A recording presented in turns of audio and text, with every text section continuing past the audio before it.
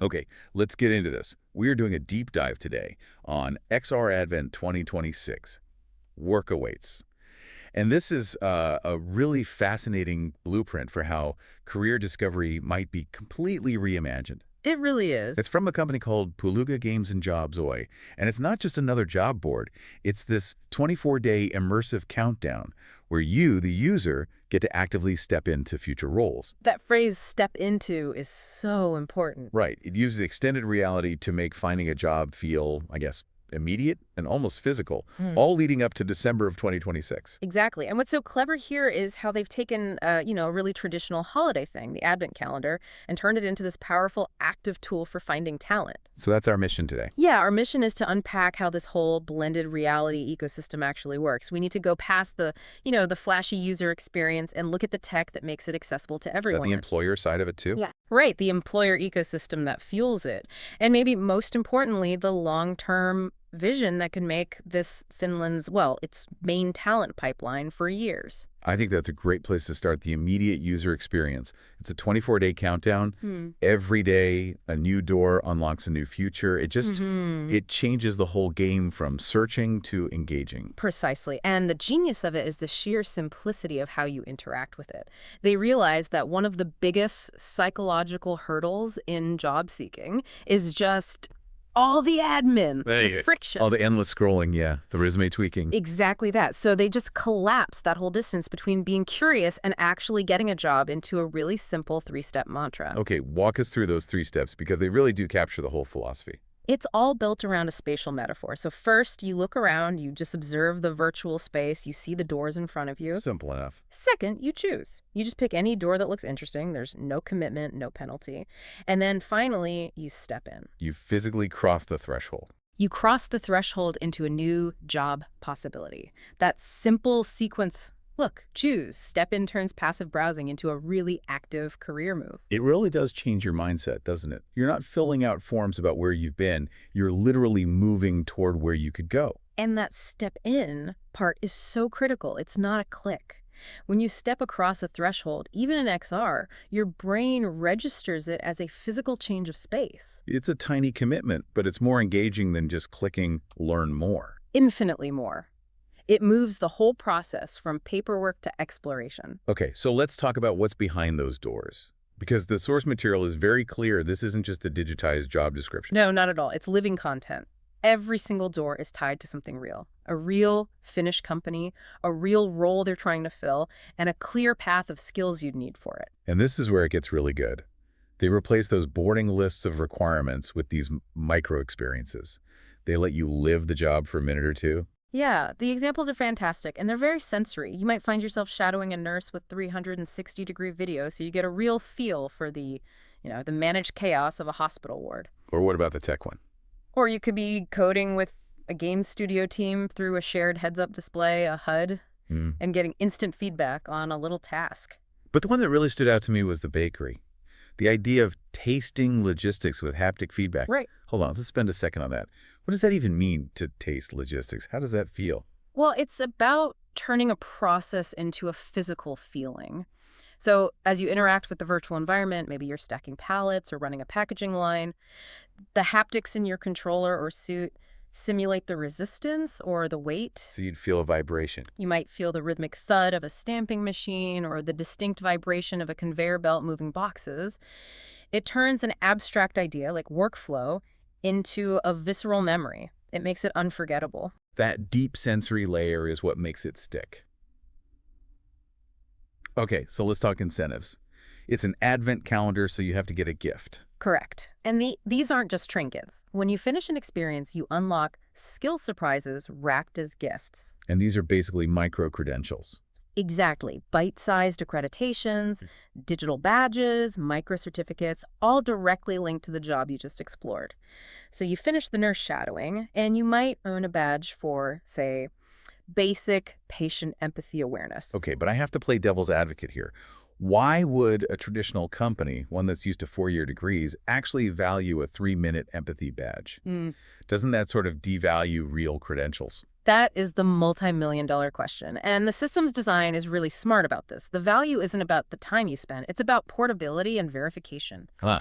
These aren't just participation trophies, they're based on proving you can do a specific task. And they're designed to be stackable to travel with you. They plug right into educational platforms, professional networks. So after 24 days, you don't just have memories, you have 24 verified little pieces of a digital resume. You're building a portfolio just by being curious. That's it exactly. It's continuous, low-pressure credentialing. It's the polar opposite of the old, high-stakes, single-exam model. Which brings us to the tech challenge. If this is going to be a national pipeline, it can't just be for people with, $1,000 VR headsets. No. And that's the art of its invisible design. They built it for maximum accessibility. So if you have a high-end headset, great. You get the full immersive VR experience. You feel the bakery vibrations. But for the rest of us, They also support smartphone AR. So you can see those virtual doors right there in your living room just using your phone. what about people who might not even have a high-end smartphone? Or are using, say, a library computer?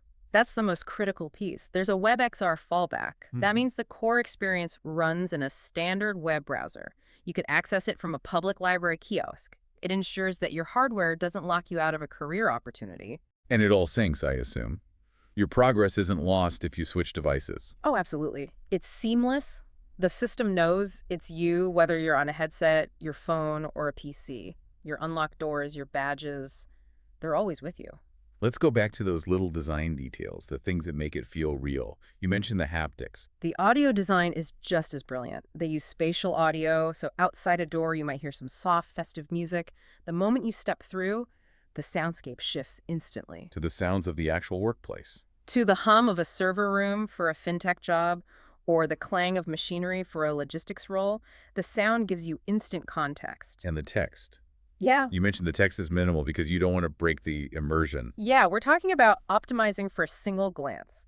The calls to action, the little phrases above the doors, are maybe 5 words max. Like that one you pointed out earlier. Work is not found, it's entered. It's brilliant copy, but it's also a piece of design.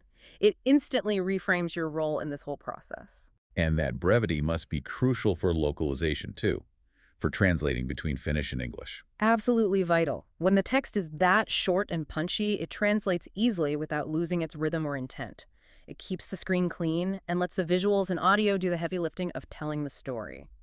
Okay, so this can feel like a pretty solitary experience, just to you and a headset. How did they build in a social element without, forcing you to schedule a virtual meetup with friends during the busy holidays? They call it asynchronous co-presence. It's quite clever. You don't have to be there at the same time. Instead, when you go through a door, your avatar leaves a little trace behind, like a glowing footprint. So it's gentle social proof. Exactly. Yeah. If you see that 5 of your friends left footprints outside the door for a Lapland clean tech company, it acts as this soft, non-intrusive nudge. It tells you that your network found something interesting there. It shifts it from a solo quest to a kind of shared journey. Okay, let's look at the other side of this, the employers. What makes this whole ecosystem sustainable for them? It's a true co-design partnership. Companies don't just send over a recruitment video.